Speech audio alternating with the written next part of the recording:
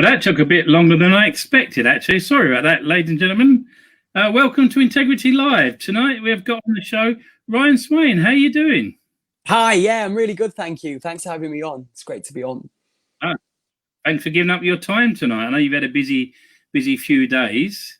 Yeah, very busy. Enjoy. Sit back and relax with your drink, whatever you've got. I've got a nice vodka and Coke. I've got a cup of Yorkshire tea. Quite fitting, really, when you think about it. Absolutely. Well, Ryan, tell us a little bit about yourself. Right, so I'm a television and radio presenter, DJ, entertainer, comedian, artist, entertainment entrepreneur, and probably the most famous person that you've never heard of. But yeah, no, I just love entertaining people. I've been doing it for over 10 years professionally. Wow. And I wouldn't have it any other way, really. So good. That's excellent. So what's lockdown been like for yourself? Because obviously you're an entertainer. Lockdown has been a roller coaster of emotions, really. I actually think, and I will stand by this, that it's probably been the most exciting creative period of my life. It's been challenging, but it's also been exciting because everything that you were allowed to do, you were stopped from doing. You had to refrain from doing it. So you had to think of new means and new ways to get around that. So yeah, you had to adapt to it pretty quickly and try things that you never tried before. It's also made me a lot more resourceful as well in the way that I think and the way that I feel and the way that I treat other people. Oh, that's good. So yeah, definitely. I've become a fully blown vegan during lockdown.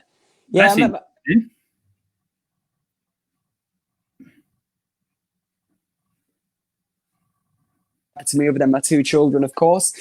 And yeah, and she's sort of gave me new inspiration really to life and made me see other things that I know's always been there, but maybe not done anything about, and took action upon it. So yeah, it's all good. Well, but you slightly cut out there with your speaking. We missed a bit of that. So have you become vegan during lockdown? Is that what you're saying?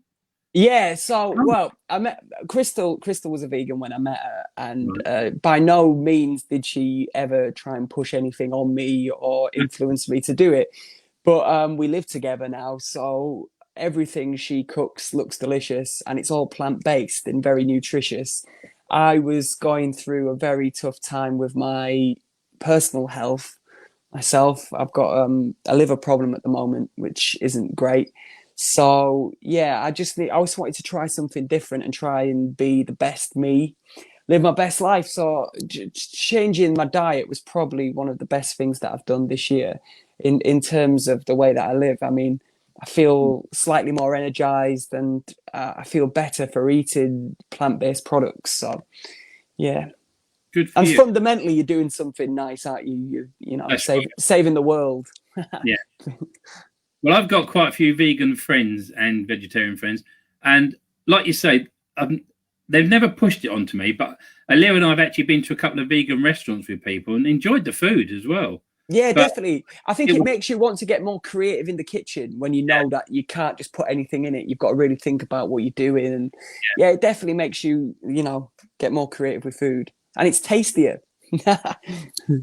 Fair enough. That's good. There's a lot of people I know be watching this and putting a big thumbs up to that. So yeah, good stuff. So while you've been in lockdown, what's this about? An online events and game shows you've been doing online? That's a good question. So I did a bit of a quizzical online, which took off massively. I've always presented game shows, working as like a coach style entertainer for many years. So that's always been there. And I wanted to do something which would engage with the followers and fans and people at home that were just sat around bored. So I thought of this. If you look on television at the moment, there's not actually that many great game shows out there. No, so I sort of revived and rekindled a classic, Play Your Cards Right. Oh, one of your favourites. So I had all the props and the backboard and everything to do it with. Oh, wow. And I was inspired through Michael Barrymore, actually.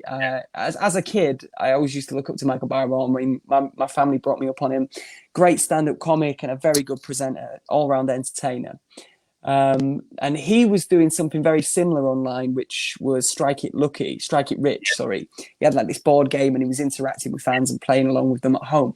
So I said, you know what, I could do this and that. I've got to play your cards right board. So let's give it a go and see what happens. So we started broadcasting it live on Instagram daily at 2:00, and we had hundreds and hundreds of viewers, and it suddenly took off. And I was inviting some of my celebrity friends and colleagues in the industry to come and play as well. They were getting involved. NHS staff were getting involved. Key workers, carers, people from all over the UK were playing along. And I had them up on a dual screen like this, playing along live at home interactively. So yeah, it was good fun. That's excellent. Well, I live in Waltham Cross, but just very close to me is Enfield. And there was a club there called the Harris Club, and that's where Michael Barrymore started. Ah, no way, really? One of my friends was working in one of his first ever shows. So that's good. He was a great entertainer.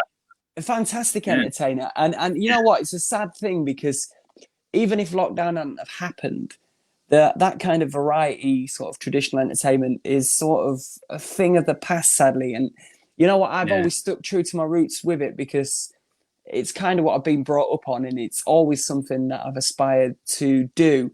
So I've always stuck, I've always moved with the times, but tried to incorporate that into what I do and into my act. So yeah, I've done everything from working men's clubs, pubs, small charity events, right through to the big music festivals, 20, 30,000 people. Do you know what I mean? So yeah, I enjoy playing to all crowds. It's good fun. Well, working men's club was the way ahead in the 60s and 70s, mainly the 70s. Unfortunately, a lot of them are just fading out now, and it's very sad. Yeah, it's a lot of things as well, isn't it? These things are made up by like people that are on committees, and unfortunately, we are losing contact with people properly, like socially. Everyone relies upon social media, hence like we're doing now, to interact with each other, whereas they've actually lost that kind of gift of actually being able to freely speak to somebody in person. And I think that's quite kind of a sad it's a great quality to have, to actually be able to talk eloquently to somebody in person. So yeah, bring it back. That's what I say. I quite agree. Well, somebody's just come on and given a message, and it's the message for the next question I was going to ask you. Okay. To you. But Michael Buckingham says, "Hey Ryan, love the photo of you with your award. So you won an award.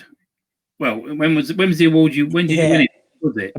Big shout out to Michael to start with, because Michael is actually one of my photographers, and Michael does a lot of photography work with me. I've worked with Michael many a time. Very talented photographer, and I work with him at Mecca. And I've actually been doing recently a lot of abiding by and adhering by the regulations and rules that are in place at the moment. Been doing a lot of student events, which I'll talk about in a minute. But going back to the award, the award, thank you. Yeah, I've recently won the People's Choice Award in the National Entertainment Awards, which is an amazing accolade. And I was very flabbergasted and overwhelmed when they announced my name on Sunday evening, because not just because the fact that I'm walking away with the People's Choice Award, but the fact that some of the other people and the other talent that I was up against were phenomenal. So yeah, to do that is an amazing feeling, and I want to share that back with the fans, really, and the people that matter, my family, my friends, and of course the people that follow me on this journey. So I wouldn't be able to do what I do without them. So the People's Choice Award, man of the people, it goes back to the people. So and don't be modest. Tell us something else about the People's Choice Award you won. Second year running, I believe. Yeah, I've done it back to back technically. However, the other award that I won last year in the NEAs was the National Choice Awards. That was the whole country. And that was done through votes online, which was fantastic. So I wasn't expecting to go back to back and win two very similar awards consecutively. which is an honor, and I'm very humbled, overwhelmed, and delighted with. And it's great to bring that back to. I'm from a very small working class town in North Yorkshire called Malton. It's beautiful, very picturesque. However, there isn't a lot of aspiration around where I live. So yeah, it's great to bring something back, and it brings back a bit of positivity, and it brings back, a bit of happiness, and it lifts spirits when somebody's doing well. So yeah, that's the way I see it. Here it is. I'll show you. I was going to ask you. Yeah, there we go. Well done. Congratulations. So yeah, that's actually the National Choice Award from last year. I'm still waiting for the People's Choice Award through the post, but yeah, I'll post the picture of that when I get it. Hey, please do. That'd be brilliant. Yeah, excellent. So you're going to tell us a little bit about what else was you doing? Something with youngsters? Yeah, so I've got twins, so I'm always busy with my girls. My girls mean the world to me. I am a very grounded family man. Yeah, Crystal, my partner, helps me with my kids. She's brilliant with them, and half the week they stay with their mum, and then half the week they come with me. So yeah, I spend a lot of time with my girls, and my girls are great fun. I've got them all weekend this weekend. So How old are they? At a 5. They're very much, they're into dancing and singing. They're pretty much into everything, really. They're very proactive and twinados. That's what I call them. Always whirlwinding around like the Tasmanian devil, a bit like me. So is that why you've got to be an all-round entertainer, to entertain the kids as well, your own children? Yeah, so when I first started my career, I was doing stuff at like the holiday parks. So yeah, Butlins, Pontins, all that sort of stuff. And then Haven, of course, as well. Did a bit of stand-up comedy there. And then I moved into one which is very local to me. It's just up the road. It's called Flamingo Land Resort. It's a theme park and zoo in North Yorkshire. And if Hayley Richardson's watching, big shout out to Hayley Richardson and all the Pure Entertainment group. Hayley actually gave me an opportunity to go and work at Flamingo Land. And I always look back, I always say this, I think it's fair to say this, that without that opportunity arising, I wouldn't be the performer that I am now, if that makes sense. It kind of gave me an opportunity really to polish off the gift that I had, and also gave me an opportunity to perform to a different audience every night, sort of molding whatever I wanted out of it. So I could basically go on stage and fill an hour, 2 hours and do whatever I wanted to do within that space. So yeah, without that about 2 years of that, consecutively, I probably wouldn't be the performer I am now. And then I went back afterwards and I got asked to go back and present, because I knew I was having twins then. So I got asked to go back after they were born to present their Party in the Park concerts that they have annually. Yeah, and they were fabulous. They still are great, and they were even better when they started. So yeah. And they do some really great entertainment at Flamingo Land. I think people just think it's a theme park and zoo, but they actually have a massive holiday park, holiday resort in the back. Brilliant. with a leisure complex, and I think they've got over 2,000 caravans or something crazy there, log cabins and stuff. So yeah, I mean, I was performing to a different audience every night, and that's really what sort of polished me to be where I am now. So yeah, thanks for that. Well done. What's it like traveling and being on the road, going from club to club? Can it be lonely? Can it be annoying? Can it be? Yeah, it can be lonely, yeah, and it can be annoying. Especially what people don't see with me behind the scenes is I don't have a manager, and I don't have any PR or any A&R or any of that stuff. I do everything myself. So I'm self-managed. I do all my own promotion and PR and marketing, and I go off to the events and deliver a service. So yeah, people don't often see that, and they just think I'm just it's all showmanship, and it's just I'm a performer. And yeah, I am a performer. That's my trade and that's my niche. But at the same time, I do all my marketing, all my own PR, basically everything that makes me the name that I am. And yeah. So yeah, but yeah, it can get lonely, and I can understand why a lot of performers can easily get depressed, and mental health kicks into it and stuff. Yeah. But I was really looking forward to this year. I had some fantastic shows, live shows, festivals, events, corporate events, shows all lined up, ready to go. But unfortunately, they've all been postponed till next year. But next year's looking red hot. So So yeah, you just hit on that, which I was going to ask you next about how COVID affected you. Is there anything you had really well lined up that you really wanted to do that COVID has stopped? Because COVID has caused so many problems to people in the entertainment business. It's so hard when you are an entertainer. Yeah, well, firstly, I'll start on that because I put together a little piece here, and it's right. You know, I mean, what people forget is that the creative industry has contributed 111.7 billion pounds to the economy, and that's just in 2018. So that's like the equivalent to 306 million pounds per day, right? So statistics have revealed that the creative industry section is growing more than 5 times faster than anything else out there for the national economy. I mean, that is staggering. That's a staggering amount. So, you know, it has had a massive detrimental effect on not just people and the way they're thinking and feeling, but on the economy as well. And obviously the economy is important because if things aren't going well economically, then people aren't going to put on events and people aren't going to put on shows and people aren't going to hire you, basically. So yeah, it is very important, and it has affected me in some respects, because I was really looking forward to going back to summertime. For me is my favorite time of year, not just because it's dry and you've got nice weather, because of festivals, and festivals are my favorite thing. Not many presenters do festivals, you know, musicians, DJs, etc., bands, festivals. Presenters, not so much. Everybody wants the television and the radio. Whereas festivals, I mean, I can do television, I can do radio, I can do corporate stuff.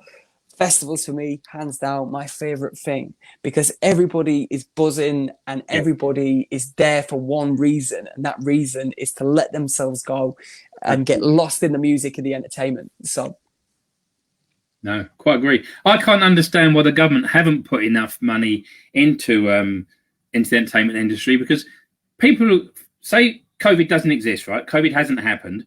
People go to work, they come home, they want to be entertained, whether it's to go to a show in London, go to a show anywhere else, go and watch television, watch a film, go to the cinema.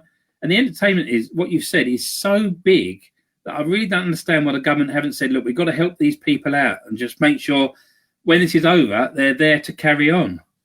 That's probably because the government spends so much time in that bar of theirs within Parliament, you know. I mean, you know, it's crazy. They've got their own bar within the Houses of Parliament and stuff. Like, what other places of work do you know that has a bar? Do you know what I mean? Unless you obviously work in the hospitality trade. I mean, it's crazy. Like, they're obviously spending too much time at the bar drinking. Hence, probably why they're making such sloppy and crazy decisions that they are at the moment. And they haven't got a 10 o'clock curfew either. No, exactly. And they can, precisely. But I mean, it is frustrating that, you know, people can go on overcrowded tubes, public transport, buses. You know, you can go to supermarkets, go to shopping malls, even in the street. But obviously, you can't congregate with people house to house, family members, and all that kind of stuff. It's just mind-boggling. It really is. It just doesn't make any sense at all. You know, you might as well have a peeing section in the swimming pool. Do you know what I mean? That would make more sense than some of these rules that are in place at the moment. I'd like to see somebody prove me wrong that at 10 o'clock, when the pubs close in London, for instance, we're in Soho or Covent Garden, that people are going to go to the tube station and wait their turn to go on the tube so they're not crowded. 10 o'clock, people want to go home. It's going to be crowded. Yeah, this is the thing as well. Everybody all leaves together. You know, they wait till the last 5 minutes or whatever. Then they all go together. You're bound to get a congregation of people. It's inevitable. You're not going to stop that, you know. No. Here's another question for you then. Okay. 10 o'clock. Obviously, all the pubs shut. Now, is the government saying because COVID comes into being then at 10 o'clock? What happens when the clocks go back? Is it going to confuse it? Well, you know, it can time travel. And of course it can. It can time travel. It's like Rick and Morty, man. It fires that gun and it jumps through it and he's there. It can travel back in time and forward.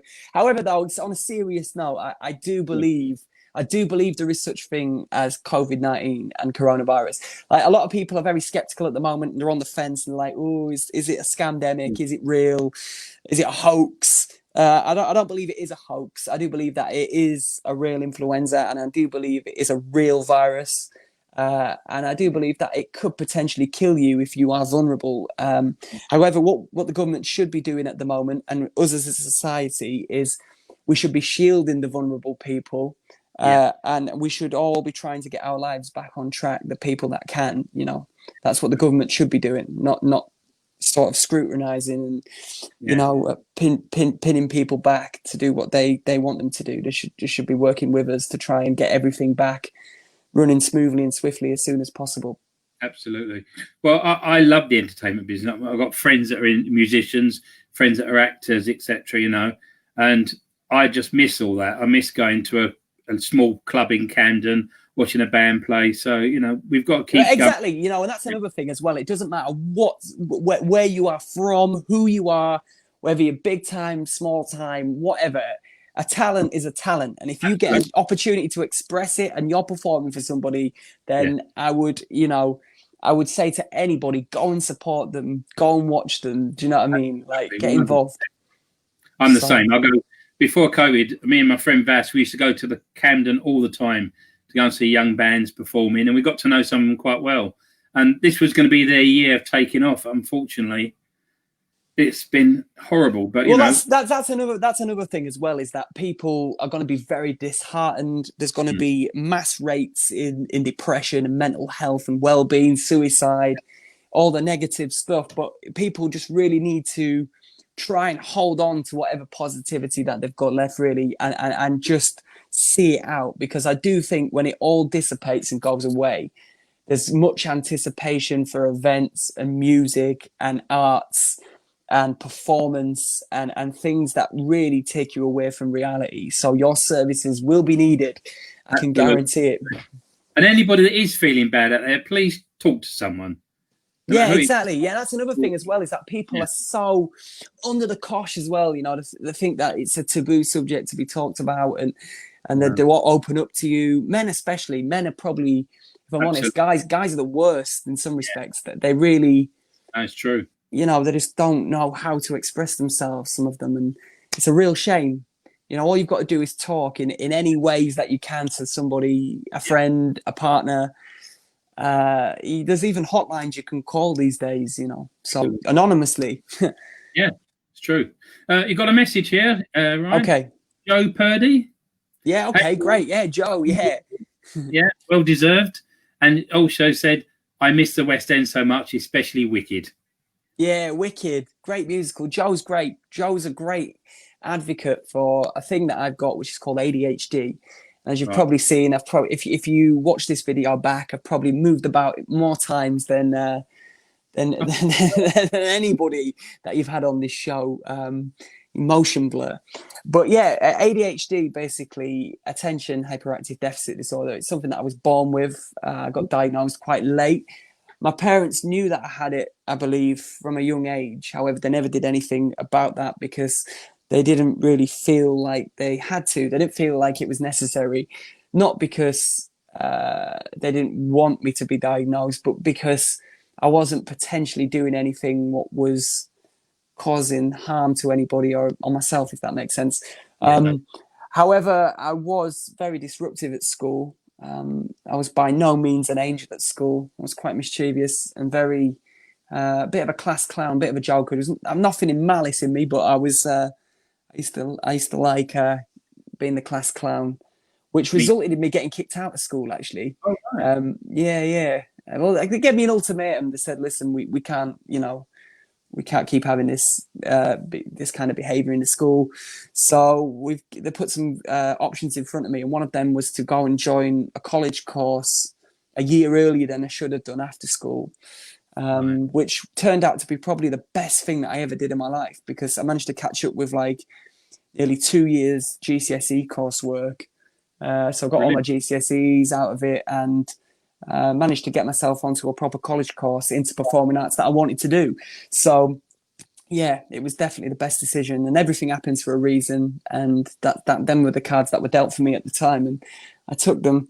But yeah, ADHD is my best friend and my worst enemy. But yeah, it affects different people differently. Everybody's different with it, and I don't take any medication for it.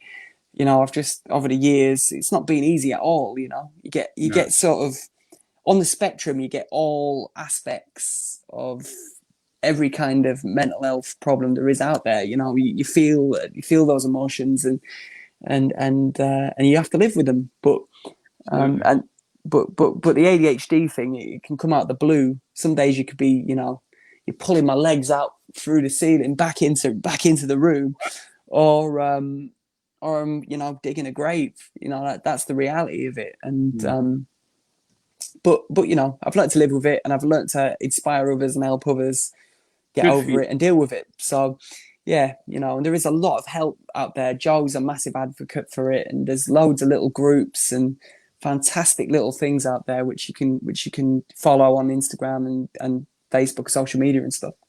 Good. I mean, in my opinion, I've always said this: laughter is always the best medicine. Oh, definitely, yeah, of course it is. I Yeah, live with that all my life. Laughter, wherever it goes wrong, I always try and find humour in things. It's just music is as well. To be honest, oh, if you listen to the right music, it can change your mood completely. Yeah, music is my love. Behind me, there's quite a few CDs there. See, I feel for the music industry massively at the moment because nobody wants to really release any new stuff, you know. And actually, if I can get any message across to any musician, I'd say go for it, because you've got an audience at home online, and if you're good with social media, you're good with YouTube, it's a perfect opportunity now to put out content. So yeah, you should go for it. Just do it. Well, I told you about my friend Dell when we was off air of Stray. Well, they're in the studio now, and the keyboard player's home studio, and they're going in 2 people at a time because of social distancing, and they're actually recording a new album now. Wow. There you go. You see, yeah, you can use this time constructively. Absolutely. But you can understand it, because artists, once they've recorded an album, they want to tour it. Yeah, well, this is it. That's the thing. It's that artist audience rapport. Yeah. Do you know what I mean? It's about bringing the two together. And unfortunately, you know, you can put things out online and you can do things via social media, but you obviously you get an opinion and you get a response, but it's through a message rather than a reaction in real time. Yeah. And unfortunately, that's what I miss walking out onto the stage to is people going wild. Yeah. Well, you are a very multi-talented person. I've got a very difficult question for you now. Hope you've got your Of all the things that you can do, what do you like doing best? What's your thing you like best? Oh, that's a good question. I like presenting because, right, so I love hosting an event, putting a face to that event and presenting mainly because the thing is with presenting is that it takes all them skills to be a presenter. Okay, so you need to be quite a good actor. You don't necessarily have to sing, but sometimes it can help if things don't go to plan when you're live at an event. DJing as well. I do a bit of DJing. So yeah, I've always been in touch with DJing and mixing and music. And I don't really dance, but I try. I dance. That's on my toe, a bit of a toe tapper. Can't even clap in time sometimes, you know, but I try. But yeah, the all round thing. So, and comedy, of course, stand-up comedy. I've wrote comedy since I was, as long as I can remember. I was a bit of a comedian at school, right into my teenage years. And then obviously I do it as a profession now. So I've wrote comedy for years. I ghostwrite comedy. So sometimes I write jokes for other people, you know, and I don't take any credit or anything for that. I just hand them over and they go and they're somebody else's. But yeah, I've always wrote comedy. I've always been very in touch with comedy. I've been brought up on comedy. I was watching comedies, sitcoms like Only Fools and Horses, The Young Ones, Bottom. You know, I've been brought up on all that kind of stuff. Me too. Yeah. You know, Fawlty Towers, that's another great one. Oh yeah, one of my. And unfortunately, you don't really get many sitcoms now, which is a real shame. Yeah. Not to that caliber anyway. No. But yeah, so I've always been in touch with comedy. Comedy is a massive part of what I do because you're obviously talking to people, but it's nice to make them laugh and it's nice to make them smile at the same time. So, but then, yeah, I did a bit of children's entertainment as well. I used to have a puppet called Frank the Mingo. So, really? Yeah. So we used to do like birthday parties. We used to do stuff. We started at Flamingo Land, so we used to do a show at Flamingo Land, and yeah, it used to be good fun. A bit of ventriloquism and you know, a few songs and all that kind of stuff. But yeah, it was great. And as a presenter, that's definitely my favorite thing because as a presenter, you are being vocal to thousands and thousands of people. So everything that is going on, if you're presenting an event, that event, you are the face of that event. So you want to go out there and you want to deliver a service. You want that event to be the best because you're presenting it, and you want it to be. You want the people to go away smiling, buzzing like a beehive, having the best time ever. Do you know what I mean? So yeah, as a presenter, presenting is definitely my favorite thing. I miss the radio, actually. I really want to get back into the radio. I want to get back. Yeah, I used to do the radio, local radio stations and stuff, and I do miss the radio. Unfortunately for us around here, well, I say us around here in Yorkshire, but I think majority of local radios nationally have gone. I think, and it's a real shame because local radio stations are very important, especially when it comes to like local news and local travel and local weather and things like that. It keeps people connected. So yeah, they're sadly missed.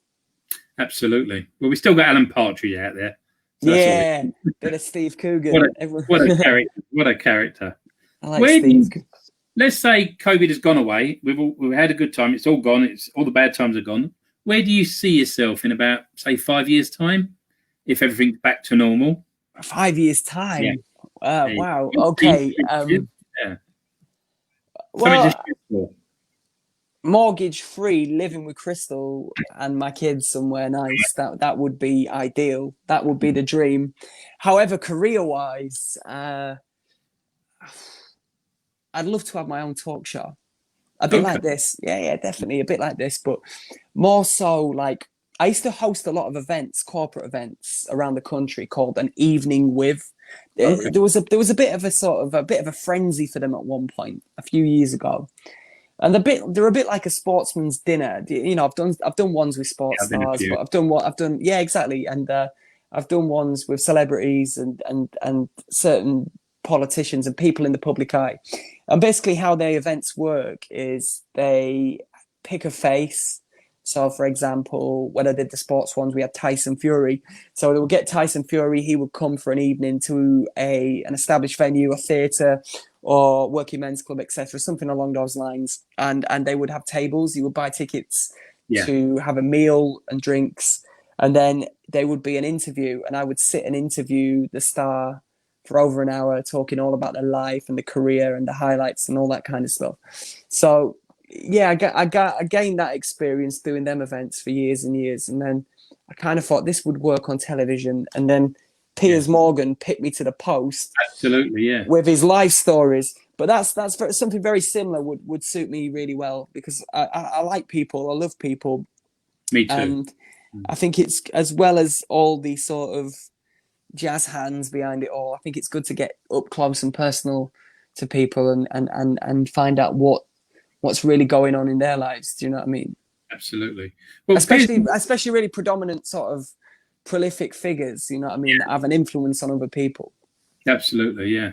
I mean, we all know Piers Morgan is not everybody's cup of tea, but his life stories are very good.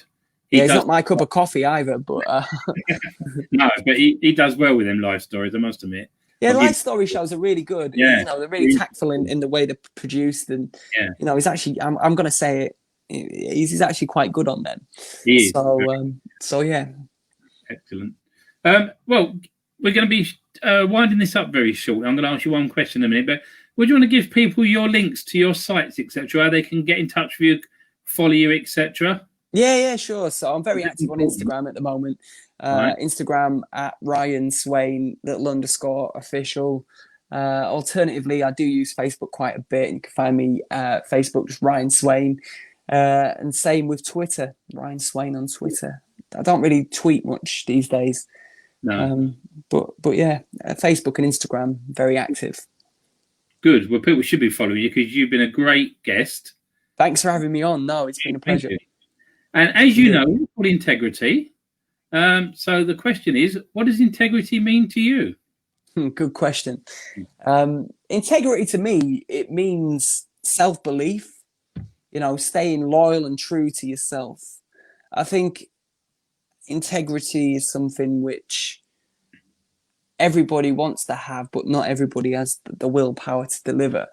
But if you do stay true to yourself and you stay true to what you truly believe in, then fundamentally it makes your soul a lot purer than most. So absolutely, that's a beautiful way to end. Absolutely fantastic. Listen, as we said earlier, as what Ryan said as well, anybody that is suffering out there, just speak to someone. Especially yeah, do it. Don't hesitate. Just speak out. Yeah, just talk to someone. And listen, hope everybody gets through this. Hope everybody stays safe. Ryan, good luck with your career when it comes back after this, but carry on doing what you're doing. Well, funnily enough, it's still very active at the moment. Good. You know, I'm doing a lot of stuff at the moment at home. I'm into art as well at the moment. Me and my girlfriend Crystal, we just set up a brand called Whimsy.